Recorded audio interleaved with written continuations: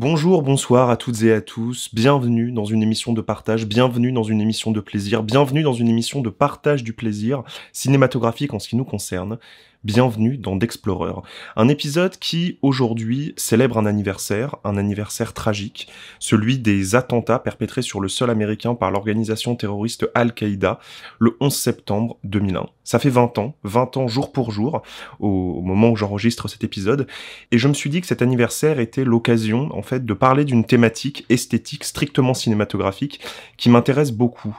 Le tournant du cinéma américain à la suite de cet événement, parler du 11 septembre non plus comme un événement politique, un événement géopolitique, géostratégique, un événement culturel également, dans la façon que l'on a eu suite à cet événement, nous, les sociétés occidentales, de considérer les populations musulmanes et les pays musulmans à la suite de ce drame. J'ai envie de parler de cet événement comme une succession d'images, comme des images qui ont défini le XXIe siècle et qui ont défini les gens de ma génération. Je suis né le 11 mai 1998, ce qui veut dire que lorsque le 11 septembre a eu lieu, j'avais 3 ans. Et pour toutes ces raisons, je suis, de toute évidence, de facto, un enfant du 11 septembre. Moi, je n'ai jamais connu le monde d'avant fantasmé, je n'ai vécu que dans un monde de terrorisme, dans un monde opaque, dans un monde où les pays ne se faisaient plus la guerre entre nations, mais entre groupes idéologiques qui frappaient sur les territoires des innocents et des civils, non plus des attaques militaires, mais des attaques perpétrées dans le quotidien. Et force est de constater que beaucoup de mon intérêt pour le cinéma de cette époque, le cinéma que je vais situer comme allant de 2000 à 2010, a été marqué par cet événement. Parce que cet événement a marqué l'esthétique du cinéma de cette époque. Alors, on pourrait évidemment tout simplement soulever l'argument qui est que oui, ce sont les films que tu as vus jusqu'à tes 12 ans, donc il est logique finalement que ce soit des films qui manifestent aujourd'hui encore, qui suscitent encore chez toi un intérêt cinématographique. C'est vrai pour certains d'entre eux que je regarde avec nostalgie, mais ce n'est pas le cas pour tous, dans la mesure où, et je vous prie de me croire sur parole, je suis désolé, je n'ai pas vraiment de preuves à vous donner, je suis quelqu'un qui est très autocritique vis-à-vis de mes amours cinématographiques d'enfance, pour la bonne et simple raison que je me considère aujourd'hui comme étant un public adulte, un public avisé, et que je ne regarde pas les films que je regardais quand j'étais enfant de la même façon. Je peux les aimer pour d'autres raisons, ou alors je peux tout simplement les déconsidérer, les regarder comme des sortes de Madeleine de Proust qui certes me replongent dans un état d'esprit naïf et enfantin, et je peux tirer du plaisir de cette régression, mais ce n'est pas quelque chose qui alors va m'intéresser cinématographiquement parlant. Et ce n'est pas le cas du film dont on va parler aujourd'hui. Aujourd'hui, pour aborder la question de cette transition esthétique, pour aborder la question de cette révolution culturelle qu'ont provoqué aux États-Unis les attentats du 11 septembre, j'ai choisi de parler d'un film qui est sorti en 2007, lorsque j'avais 9 ans, et que je n'ai pas déconsidéré à travers le temps, mais que j'ai commencé à regarder autrement, différemment. Et ce film, c'est Transformers, le premier opus de la saga. Je ne vais pas défendre les autres qui sont des mauvais films, et même celui-ci a de très nombreux défauts que l'on va aborder, mais c'est un film qui, encore aujourd'hui, suscite chez moi un grand intérêt cinématographique, parce que, et c'est ce que l'on va essayer de démontrer et d'analyser au cours de cet épisode, c'est un film qui incarne à la perfection le deuil qu'a tenté de faire Hollywood des événements du 11 septembre en changeant totalement son rapport esthétique à l'action et aux événements qu'il dépeint. Alors, je vais partir du principe, en fait, pour cet épisode, tout simplement, que vous avez tous vu le premier Transformers, et donc je ne vais pas m'empêcher de divulgacher les éléments de l'intrigue. De toute façon, ce n'est pas pour défendre l'intrigue que je fais cet épisode. Mon objectif n'est pas de vous convaincre que Transformers, c'est du Ingmar Bergman à l'écriture, pas du tout. C'est de parler de la mise en scène de Michael Bay, une mise en scène extrêmement intéressante, extrêmement consistante, extrêmement cohérente en son sein, de façon interne, et qui va nous faire dire, à la fin de cet épisode, que Michael Bay est tout sauf un tâcheron, et que c'est quelqu'un qui réfléchit énormément à la façon dont il conçoit esthétiquement ses histoires, dont il utilise son cadre pour transmettre une certaine réflexion sur l'action qu'il filme, et que, c'est quand même quelqu'un qui a du talent. Et qui a objectivement du talent, même si, et je suis le premier à le dire, il ne s'attache qu'à mettre en scène de mauvais scénarios, et d'ailleurs, dans toute sa filmographie, je ne défends que 2 de ses longs métrages, le premier Transformers, et son thriller, comédie, film un peu bâtard, esthétiquement, scénaristiquement, qui est No Pain, No Gain, qui est un film sur le rêve américain, adapté d'une histoire vraie, relativement intéressant, et que je vous invite à découvrir, si ce n'est pas le cas. Mais revenons un petit peu en arrière, revenons à la source du mal, parlons des attentats du 11 septembre, dans une optique donc strictement esthétique. Parce que ce qu'il faut bien comprendre dans le 11 septembre, la raison pour laquelle ça a autant marqué toute une génération, c'est Évidemment, d'une part, pour la grande nouveauté qu'il y avait à attaquer la première puissance militaire et économique mondiale sur son propre sol, et donc, comme le dit Renaud dans sa chanson, à faire vaciller le géant au pied d'argile, mais c'est surtout, c'est un événement que tout le monde a regardé en direct à la télévision, c'est un événement dont nous avons des images, et pas n'importe quelles images, des images inédites. Et c'est en ça que l'11 septembre est d'autant plus marquant, c'est que c'est un événement qui est marquant d'un point de vue tragique, d'un point de vue historique, qui a son impact géopolitique, mais surtout c'est un événement esthétique majeur dans l'entrée de l'humanité dans le XXIe siècle. Nous n'avions jamais vu ça. Et plus jamais nous n'avons revu de telles images. Plus jamais nous n'avons eu droit à cette démesure, à ces événements qu'on ne pouvait envisager jusque-là que dans la fiction. C'est ça aussi la grande violence qui a été perpétrée à travers ces attentats en balançant ces avions dans les tours du World Trade Center, parce que je vais surtout m'attarder là-dessus, sur la façon dont a été filmé New York et dont ont été filmées les villes détruites par les attentats. Nous avons eu accès pour la première fois dans le monde réel à des images qui n'existaient que dans la fiction. Il y a eu une fracture qui s'est opérée, l'imaginaire s'est imposé comme étant crédible, comme étant réel. Et ce contact avec la démesure, ce contact avec, des avions, des Boeing qui rentrent dans des tours, et des tours qui brûlent, qui s'effondrent sur elles-mêmes, qui recouvrent d'un nuage de cendres l'une des plus grandes villes du monde, à tel point que l'on ne voit plus à 1 mètre devant soi. Si vous n'avez jamais vu ces images de reporters filmés à même les rues de New York. Je vous parle pas des tours qui s'effondrent, je vous parle vraiment de ce qui se passe dans la rue, de ce qui se passe en dessous. Vous avez ces gens couverts de suie, couverts de cendres, couverts de sang, qui marchent hagards tels des zombies dans un monde qui ressemble bien plus à la fiction The Mist, telle que réalisée par Frank Darabont et adaptée de Stephen King, que au paysage new-yorkais tel que l'on peut le concevoir. Le 11 septembre a créé un monde politique, mais il a également créé un monde esthétique, il a créé des images que nous n'avions jamais vues. Et le traumatisme, il est aussi là. Et c'est donc évidemment pas du tout étonnant que la fiction, que le cinéma d'action hollywoodien se soit emparé du 11 septembre et de tout ce qui a suivi. Non pas les films sur l'événement en tant que tel, parce qu'ils sont arrivés plus tard, mais comment est-ce que le cinéma hollywoodien a repensé sa façon de filmer l'action. Tout d'abord, en retirant la question de la lisibilité. Ça, c'est quelque chose qui est très intéressant, que l'on peut observer lorsqu'on regarde les films d'action du début des années 2000, contrairement aux films d'action pré-années 2000, c'est que l'action y est beaucoup moins lisible, elle y est beaucoup plus nerveuse, les cadres sont beaucoup plus resserrés, c'est une action qui est filmée à hauteur d'homme. Et ça, c'est le premier grand changement qu'a introduit le film Transformers, et qui a d'ailleurs beaucoup été critiqué, notamment aujourd'hui, à cause du fait que l'action manquerait de lisibilité.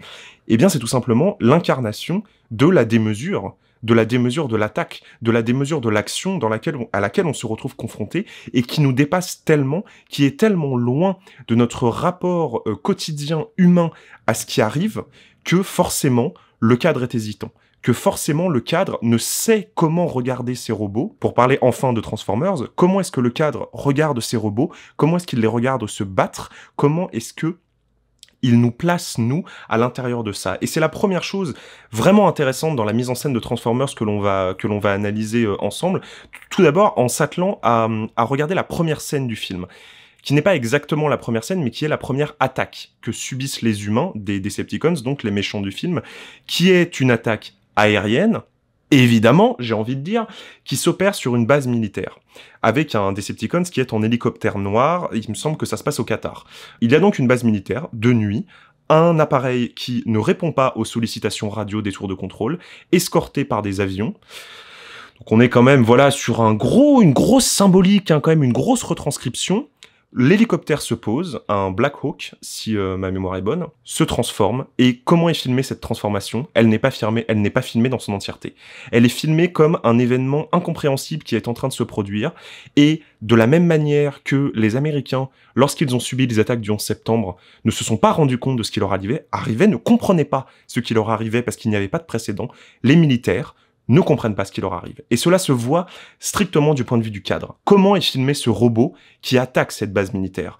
Il est filmé de très loin ou alors de très très très très près. C'est-à-dire que soit nous n'en avons que des micro-détails, c'est-à-dire la rouille, c'est-à-dire le métal qui reçoit des impacts de balles, qui reçoit le feu, donc évidemment, c'est quand même un tout petit peu une esthétique qu'on a repris de quelque part, suivez mon regard, soit il est filmé de cette façon-là, soit il est filmé de très très très très loin, c'est-à-dire avec des plans d'ensemble où l'on voit quelque chose qui est en train de générer des explosions, ce qui est évidemment les plans que nous avons eus pour le 11 septembre. C'est-à-dire que le 11 septembre, soit on a des gros plans sur les vitres de l'immeuble qui est en train de brûler, soit on a un plan que tout le monde a vu de très très très très loin, sur une forme que l'on sait être un avion qui percute quelque chose. C'est exactement comme ça que l'attaque est filmée. Exactement comme ça. Et donc, en posant immédiatement une empreinte esthétique sur la façon dont l'on perçoit la menace, c'est-à-dire une menace qui nous dépasse et que l'on ne comprend pas, et ça c'est quelque chose qui est extrêmement important à comprendre pour analyser la mise en scène de Michael Bay dans Transformers,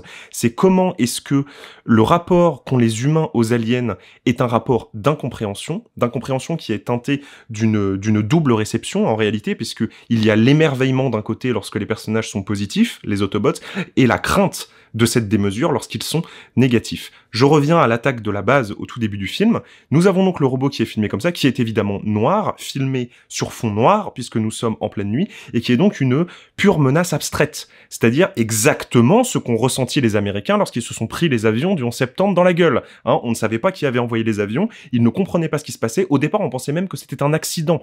Pour vous remettre en perspective historiquement, qu'est-ce qui s'est passé chronologiquement dans la perception des attaques. Cette scène du film reproduit quasiment à l'identique la réponse à la fois émotionnelle, stratégique et strictement humaine, en fait, le regard humain qui est porté sur ces événements, puisque nous avons donc ce robot qui est filmé soit dans des détails que l'on n'arrive pas à appréhender de façon globale, puisqu'on filme juste ses pieds, juste son bras, juste ce qu'il tire, et de très très très très loin pour incarner la catastrophe qu'il produit et les conséquences de la puissance de déflagration qui est mise en œuvre pour détruire les humains. Et parallèlement à ça, nous avons les humains qui sont filmés à hauteur d'humain, nous avons des plans épaules, nous avons des plans visage. C'est-à-dire qu'on ne filme pas les humains comme des êtres héroïques capables de contrôler le monde qui les entoure, puisque les Américains ne le contrôlent plus, ce monde, depuis l'attaque meurtrière des attentats, mais qui simplement subissent, d'un point de vue strictement humain, d'un point de vue strictement comme des êtres totalement désemparés face au monde qui les entoure, qui subissent l'attaque. Lorsqu'on regarde cette première scène, et c'était important pour moi de l'analyser en premier abord. Lorsqu'on regarde cette première scène, moi c'est une première scène, quand j'avais 9 ans, déjà elle m'avait éclaté la gueule. Et quand j'ai continué à regarder le film, elle continue de m'éclater la gueule. Pas pour son écriture, je suis pas en train de vous dire que les personnages sont merveilleux, je suis pas en train de vous dire que y a un suspense de dingue, que Michael Bay est le nouveau Hitchcock. C'est pas ça dont je suis en train de vous parler. Je suis en train de vous parler de l'incarnation d'un sentiment. Je suis en train de vous parler de la transcription par Hollywood, à travers les mains de Michael Bay, d'un sentiment, d'un état d'esprit, d'une réception, d'une façon de considérer la menace à travers l'image. Bref, je vous parle d'un metteur en scène traumatisé par les attentats qui pense ses propres plaies en remettant en scène à travers la fiction, une fiction très éloignée du réel, bien sûr, puisqu'elle fait appel à une certaine fantaisie, des événements réels qui ont traumatisé son pays. Transformers est le premier antidépresseur du cinéma américain qui a contribué à soigner les plaies du 11 septembre. Et c'est d'ailleurs intéressant lorsque l'on compare le premier Transformers à tous les autres, qui sont beaucoup moins intéressants en ce qui me concerne, c'est que le premier est très sérieux. En fait, il est très sérieux, il est très sombre. Mais c'est très intéressant ça, parce que l'une des autres caractéristiques du cinéma américain post-11 septembre et de cette esthétique, ce n'est pas seulement la question de la démesure, ce n'est pas seulement le fait de replacer une caméra à l'épaule au cœur du carnage, au cœur de l'action et à visage humain avec une action qui est moins lisible, c'est surtout une manière également de venir interroger la violence du monde, une violence du monde qui s'impose à nous, et qui s'impose scénaristiquement à nous, parce que tout est menace, et la menace est telle que l'on n'arrive même pas à la cadrer. C'est pour ça que je n'ai jamais compris les critiques que l'on pouvait formuler au cadrage des Transformers, notamment en les comparant à Pacific Rim. C'est-à-dire en disant, oui, Pacific Rim, au moins l'action elle est lisible. Mais évidemment qu'elle est lisible. On parle de machines que l'homme a construites, qu'il comprend et qu'il contrôle. Évidemment que lorsque vous êtes dans ce cas de figure-là, vous allez filmer les combats de robots de façon très lisible. Lorsque vous êtes dans le cadre de Transformers, qu'on est en 2007, et que l'on retranscrit l'état d'esprit d'une attaque perpétrée sur des militaires et sur des civils par une force totalement démesurée, force qui, je le rappelle, vient du ciel, et pour continuer le parallèle métaphorique entre les Transformers, enfin les Decepticons plus précisément, et l'attaque du 11 septembre, on peut également remarquer par exemple que les seuls Transformers qui se transforment en objets qui volent, c'est-à-dire des avions ou des hélicoptères, je vous le donne en mille, ce sont les Decepticons, ce sont les méchants du film qui volent. C'est-à-dire que concrètement, la menace vient du ciel. Et d'ailleurs, il y aura dans le premier Transformers des scènes de destruction d'immeubles à cause des avions. Donc, je ne comprends pas cette critique, je ne la comprends pas parce que pour moi, elle vient en fait d'une mauvaise analyse de la mise en scène ou peut-être simplement d'un a priori qui est que Michael Bay est un tâcheron et comme le film est très con, parce que scénaristiquement il est con sur beaucoup d'aspects, notamment à travers le personnage de Shia LaBeouf, c'est donc qu'il n'y a rien à comprendre.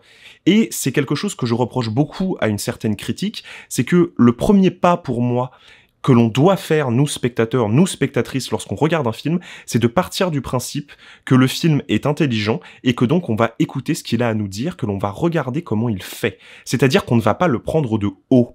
Et justement, cette mauvaise incompréhension et cette critique qui pour moi vient de nulle part, parce que vraiment juste dire « Oh là là, l'action elle est pas lisible », évidemment qu'elle n'est pas lisible, puisqu'elle retranscrit l'état d'esprit d'un événement de pure dévastation qui n'était pas lisible au moment où il a été vécu. Donc, ce n'est pas quelque chose de raté, ce n'est pas quelque chose de mauvais, c'est une intention de mise en scène. Ce n'est pas parce qu'un metteur en scène fait quelque chose qui désarçonne ou qui nous procure du déplaisir que c'est un tâcheron.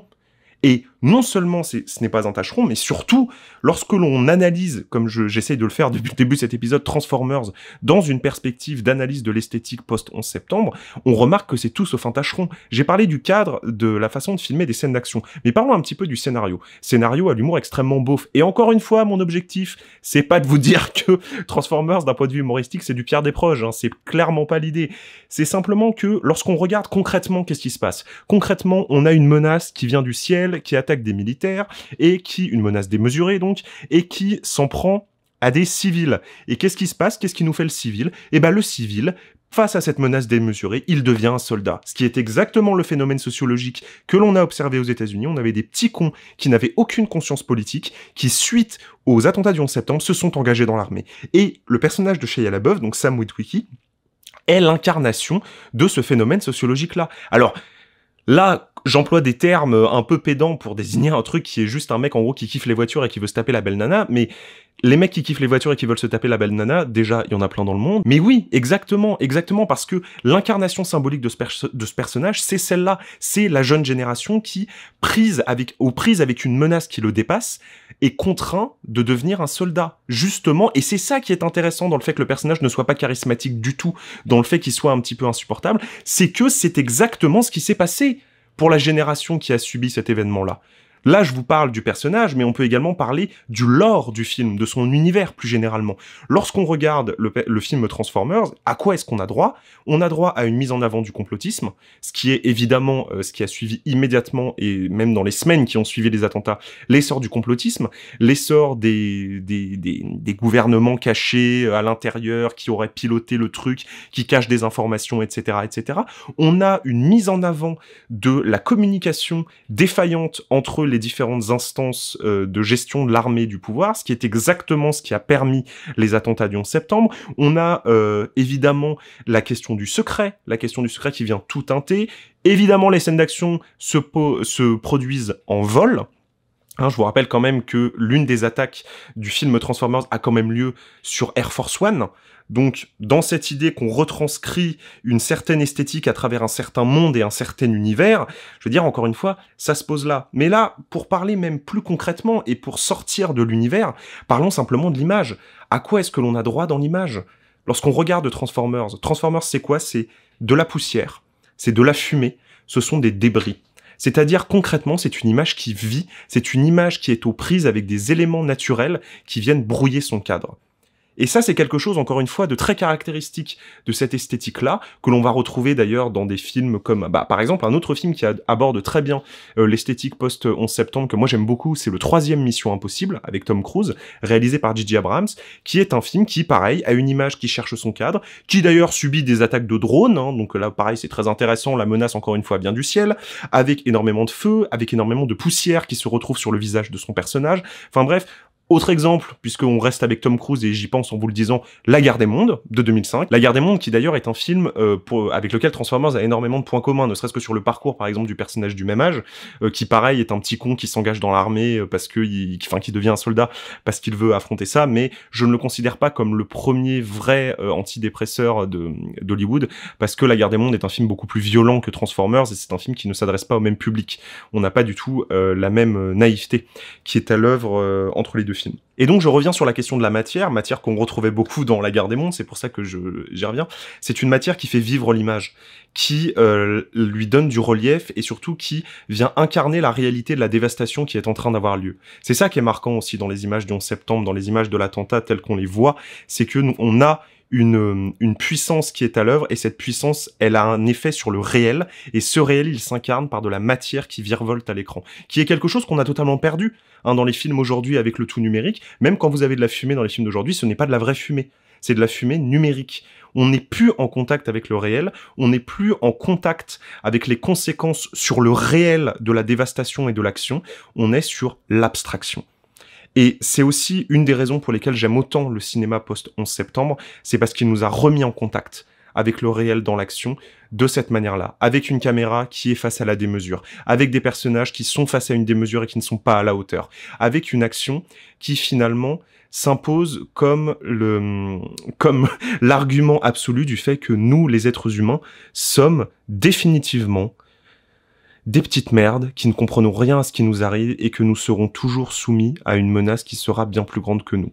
Vous le savez, c'est un truc dont j'ai parlé plein de fois dans mes émissions. La question de la démesure et de l'infini au cinéma, c'est vraiment un truc qui me passionne.